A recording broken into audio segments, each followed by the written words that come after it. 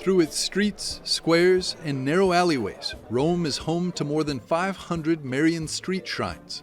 Painted, frescoed, or sculpted, these sacred images have for centuries been part of the city's spiritual and cultural landscape. They are places of devotion, prayer, and living memory. Some stop for a moment of quiet reflection, others light a candle or leave an ex voto to Our Lady in thanksgiving for a grace received. EWTN Vatican correspondent Veronica Giacometti met with Father Giorgio Picu of Opera Romana Pellegrinaggi for a special tour exploring some of these sacred images. Father Giorgio, let's start by talking about this special devotion to the Madonnelle in Rome. We have chosen this spot as the starting point of our walk because here we find ourselves before an icon of the Madonna, one of the many icons of the Madonna, beneath which is written in Latin, "I offer my life to you as my protectress, the Madonna of Mercy." This was the place where horses were changed. In fact, we have the two horses on either side because back then people traveled by horse. In those days, when you set out on a journey, you never knew whether you would arrive or not.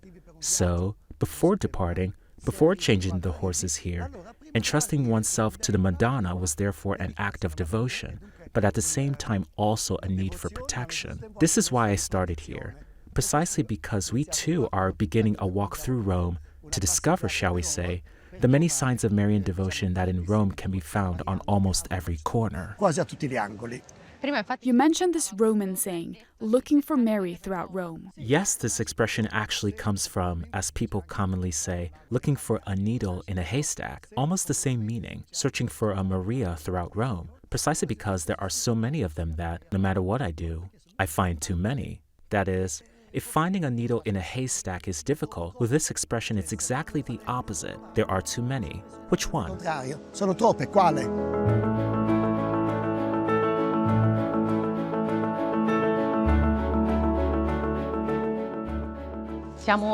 We have arrived in the Parione district and we find ourselves in front of the Madonna of Pentecost. Yes, this shrine is particular because usually the images have the Madonna at the center. Here instead we have the Madonna among the apostles on the day of Pentecost. So, in terms of devotion, it is always the Blessed Virgin Mary, but it is also devotion to the Holy Spirit, who brings the Church into being.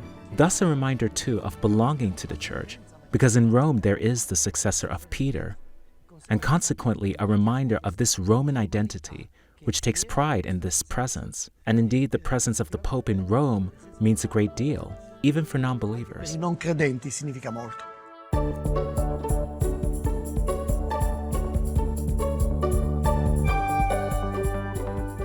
Father Giorgio, this is a rather special square because in this very same square we find no fewer than 3 different little Madonna shrines. È una piazza particolare, anche le Madonne. It is a special square. The Madonnas too are special because we have one sculpted in marble, which is the Mater Dolorosa, the Sorrowful Mother. And this speaks to something that touches the life of every person, does it not? Moments of pain, and therefore the impulse to cling to the one who has suffered the greatest pain, because even on a purely human level, the greatest suffering is that of a mother who loses her child. And when that mother is the Madonna and the child is Christ, we can only imagine. Then we have a Baroque Madonna, which is a stylization of an Old Eastern image called the Hedigetria. She who points the way, the Madonna with her hand directing us towards Christ, because Christ is the way, the truth, and the life, is he not? The Hedigetria, however, has been rendered in the Baroque style, with beautiful angels surrounding her. And then we have a mosaic which, again drawing from Eastern spirituality, is called the double descending and ascending path.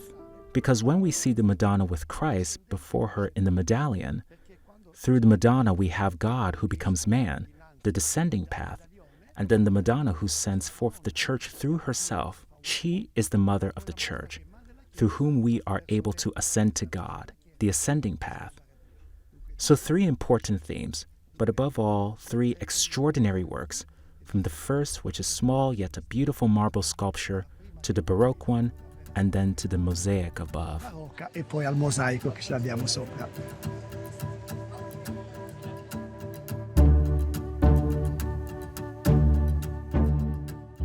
Many Roman Marian icons were also considered miraculous by popular devotion.